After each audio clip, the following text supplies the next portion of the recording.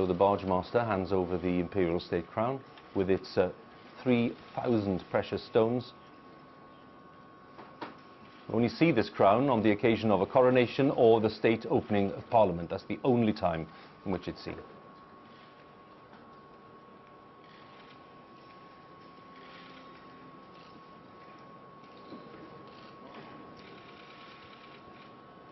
So Lieutenant Colonel Sir Andrew Ford, escorted by members of the Gentlemen at Arms, and they will turn left briefly into the regalia room so that they can make sure that everything's in order for the procession up the royal staircase into the Royal Gallery. And I'll say something a little later on about those two items of insignia, the Sword of State and the Cap of Maintenance. They are very significant elements as well of today's ceremony. Let's have a look inside the House of Lords, because it is packed now. Some of them, I'm not giving the secret away, have been there for an hour and a half. Very keen to keep their seats.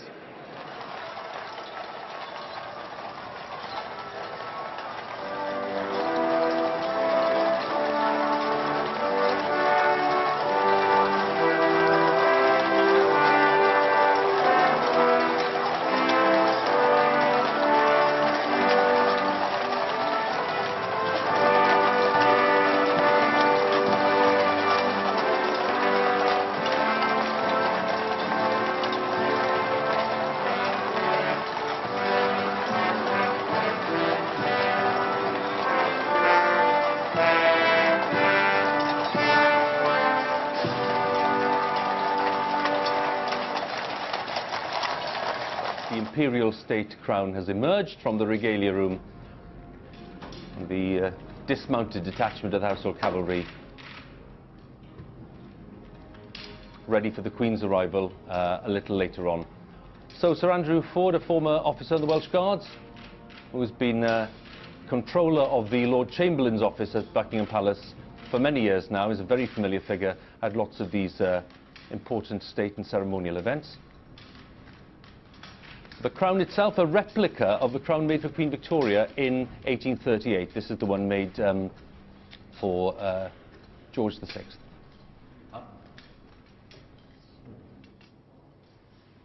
And with his back to us, the Lord Great Chamberlain, the hereditary position, the Marquis of Cholmondeley, in charge of the royal parts of the Palace of Westminster. Receives the crown and will put it on display. Why? Well, because it is a public symbol of the Queen's authority, the sovereign's authority, ahead of the state opening of Parliament.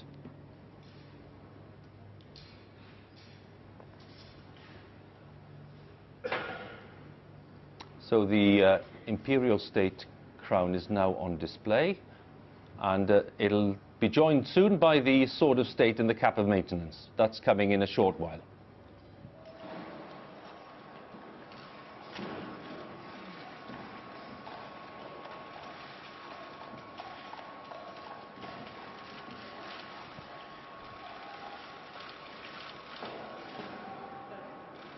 Prince of Wales had previously accompanied the Queen to the state opening on many occasions, at least 11 occasions before 1996, but then after 1996 there was a bit of a gap. But the Prince and the Duchess, as I say, appeared together last year, and they're here again, being welcomed by the Duke of Norfolk, the Earl Marshal, very familiar with him, and a Guard of Honour, Household Cavalry, and the heralds too. So the crown is now being moved in readiness for the Queen's arrival, and Marquis of Cholmondeley will take the crown into that robing room which I mentioned earlier, the room that we're not allowed to see inside. That is where the parliamentary robes are also ready for the Queen's arrival. They'll be worn for that procession in state. So the crown, having been on display then for just a few minutes, now being taken into the robing room.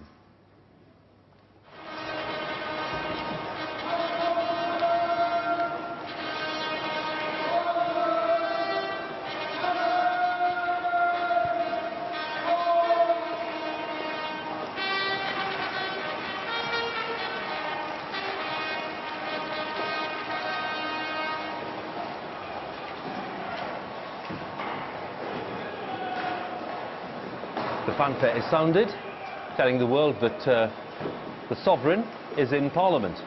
Duke of Edinburgh emerges, and Queen too, and the Queen sets foot in the Palace of Westminster.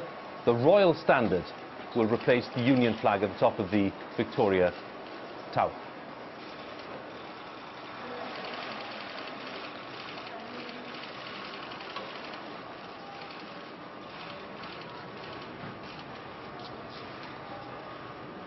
Against a dazzling blue sky this May morning, the Lord Great Chamberlain and the Earl Marshal have welcomed the Queen and the Duke of Edinburgh and will lead them the royal staircase. The heralds are on their way, and there'll be a little pause of a few minutes while the Queen and Duke go into the robing room to prepare for the procession. Gentleman in the middle there is Black Rod, who will play a very important role in this ceremony a little later on when he summons members of the House of Commons. And we'll get a pretty abrupt reminder that he needs to ask permission to go into the chamber. We'll see that in a short while. Chris Grayling, Lord President, Baroness de Souza, the Lord Chancellor Michael Gove, the Duke of Norfolk and the Marquis of Cholmondeley in their capacities as Earl Marshal and Lord Great Chamberlain. And the Queen celebrated her 89th birthday on the 21st of April this year, and the Duke of Edinburgh, who will be 94 on the 10th of June. So a little glimpse of the robing room there, which is a magnificent room with some huge portraits in there of Arthurian legends and virtues of chivalry and justice and the things that the Victorians were pretty big on.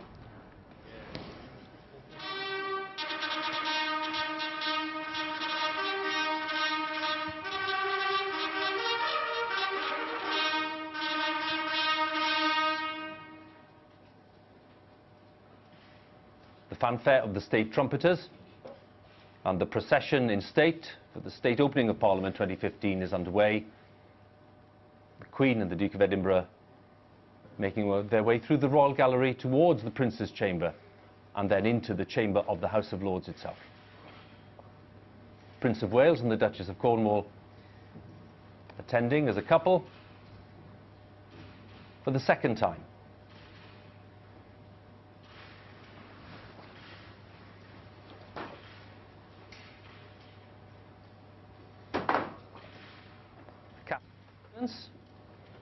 Been carried by the Leader of the House of Lords, Baroness Stoll.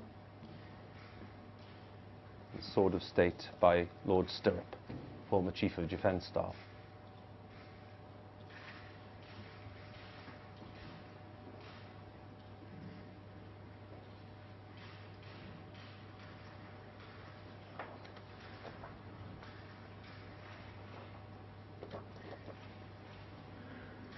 Into the Prince's Chamber, the little working ante-room, if you like, next to the House of Lords. Heads of the armed forces here too, Chief of Defence Staff, Chief of General Staff, Royal Air Force, First Sea Lord. And then through the Prince's Chamber into this splendid space which is the House of Lords, opened by Queen Victoria in 1847 after the Great Fire of 1834 and the rebuilding took place. So for the 62nd time, Her Majesty the Queen prepares to open Parliament. Two thrones, the principal throne for the Queen and the slightly smaller throne for the Duke of Edinburgh, one made for Queen Alexandra more than a century ago.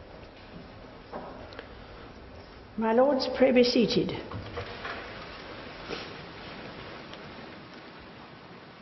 We'll now wait the signal that the Queen will give to summon the members of Parliament.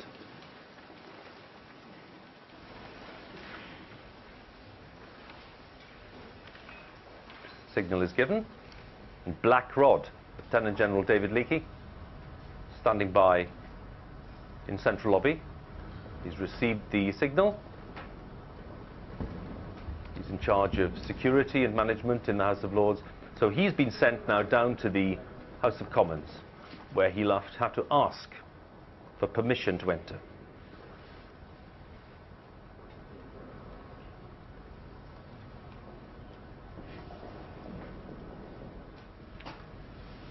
Let's stay with these images then, because Blackrod will very soon be on his way, and just a reminder really of what we're about to see, because the ritual that we're about to see really derives from the attempt by Charles I back in 1642 to arrest 5 members of Parliament.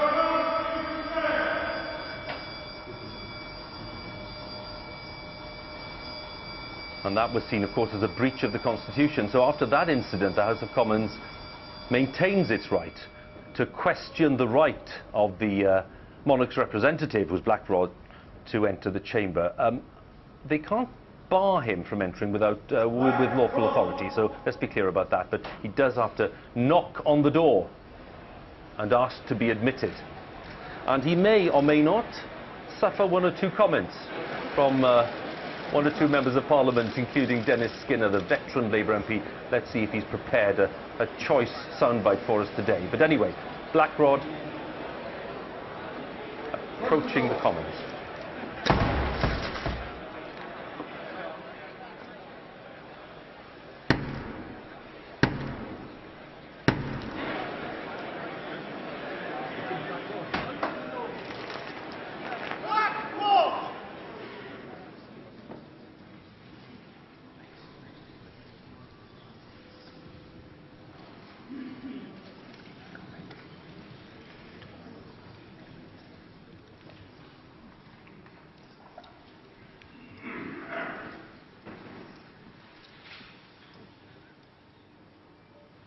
Mr. Speaker, the Queen commands this Honourable House to attend Her Majesty immediately in the House of Peers.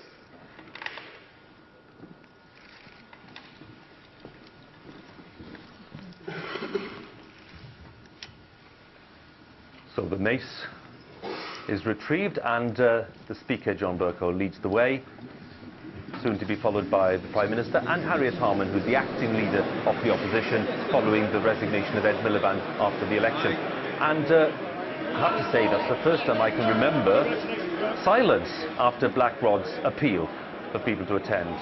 Nothing there from Dennis Skinner or anyone else. But of course a very different makeup for this House of Commons. Very big contingent of Scottish National Party members, very few Lib Dems, and a majority Conservative government ruling the House. So Harriet Harman and David Cameron, George Osborne, Chris Leslie, Theresa May and Yvette Cooper. Of course, some of the Labour leadership contenders here today. And leaders of the parliamentary contingents, including the SNP and the Ulster Unionists and Plaid Cymru. And the Speaker arrives at the bar of the House of Lords.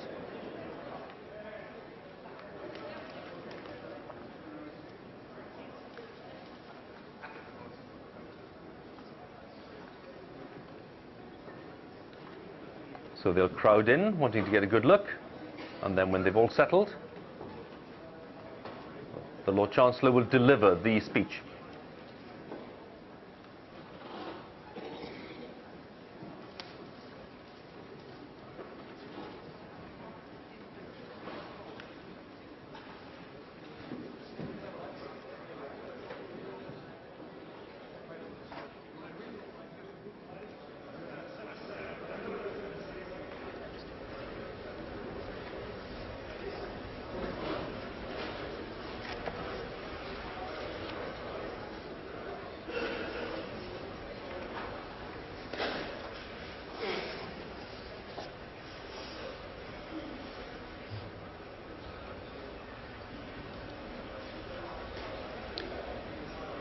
My Lords and members of the House of Commons, my government will legislate in the interests of everyone in our country.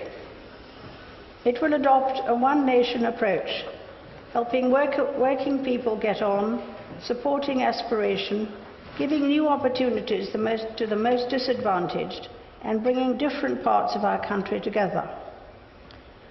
My government will continue with its long-term plan to provide economic stability and security at every stage of life.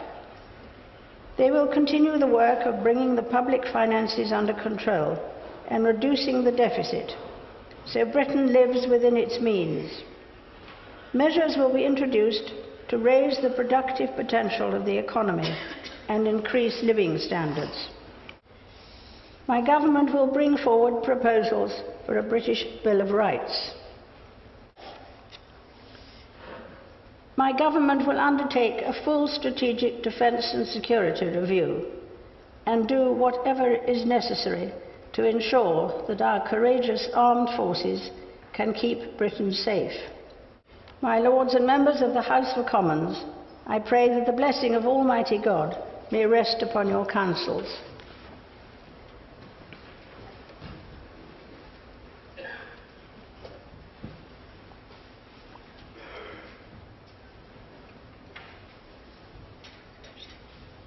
So the speech is returned to the purse, which is carried by Michael Gove, the newly appointed Lord Chancellor.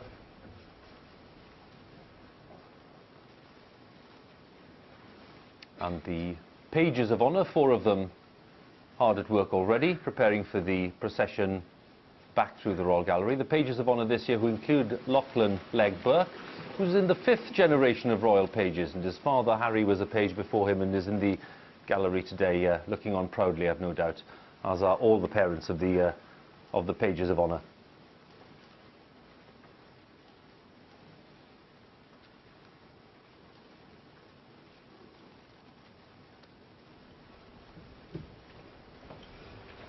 Members of the judiciary there, on the woolsack and the other benches in the centre of the chamber. The royal procession makes its way past the gentlemen-at-arms, royal bodyguard formed by Henry VIII in 1509, through that Prince's Chamber, which is dominated by a very big statue of Queen Victoria, and then straight into the Royal Gallery once again.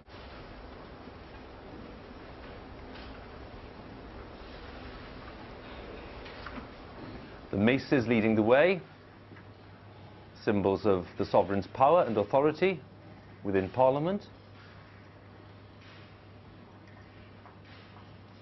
And the sword of state and the cap of maintenance being carried as the sovereign's insignia for the Queen and the Duke of Edinburgh.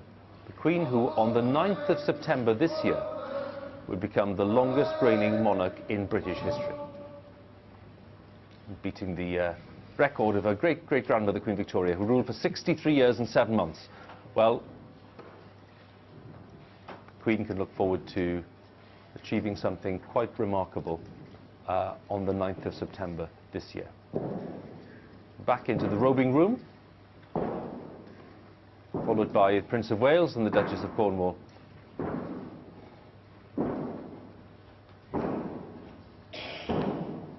And they'll get ready for the Queen's departure in a short while.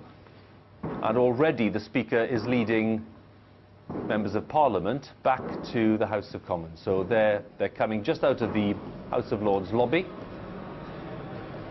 Inspector Kennels we saw earlier.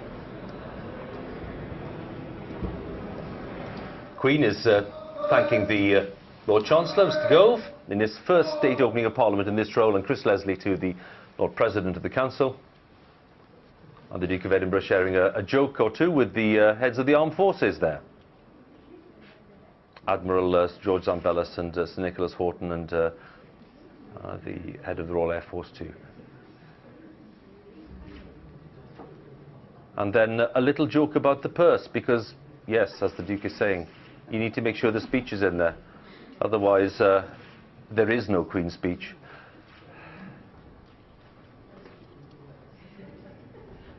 So along the Norman porch, and very soon, the work of the Household Cavalry detachment will be done, because they've been smartly in place since before the Queen's arrival. Now still protecting the sovereign as she leaves the palace.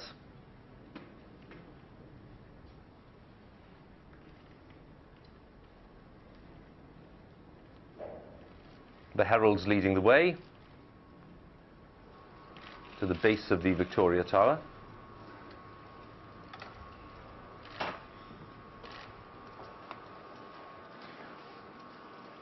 And the senior herald there, just in the back of shot, Thomas Woodcock, followed by the Duke of Norfolk there, the Earl Marshal.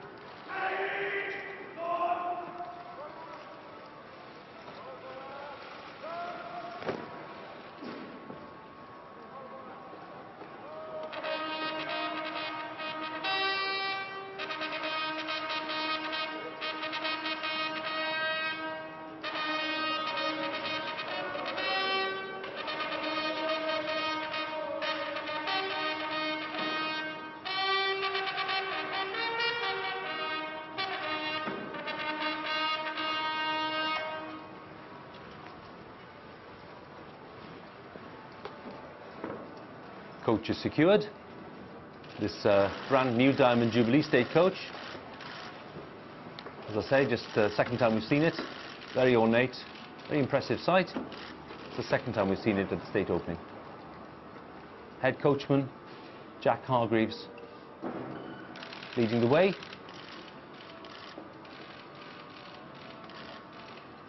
Salute is given. Everything is ready for the Queen's departure.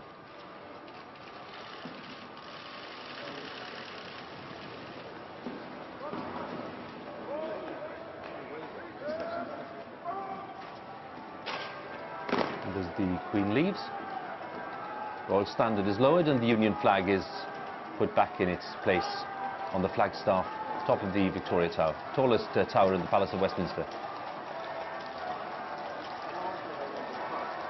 Merging again into lovely sunshine.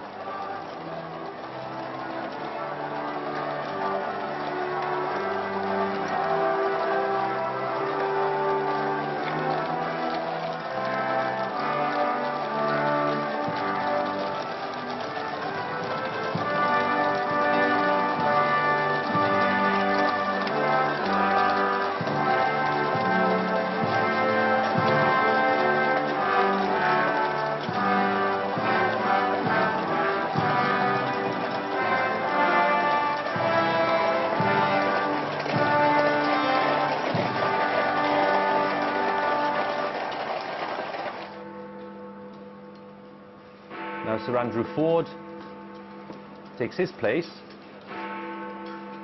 ready to look after that remarkable treasure, the Imperial State Crown, which is returned safely to the Tower of London after this.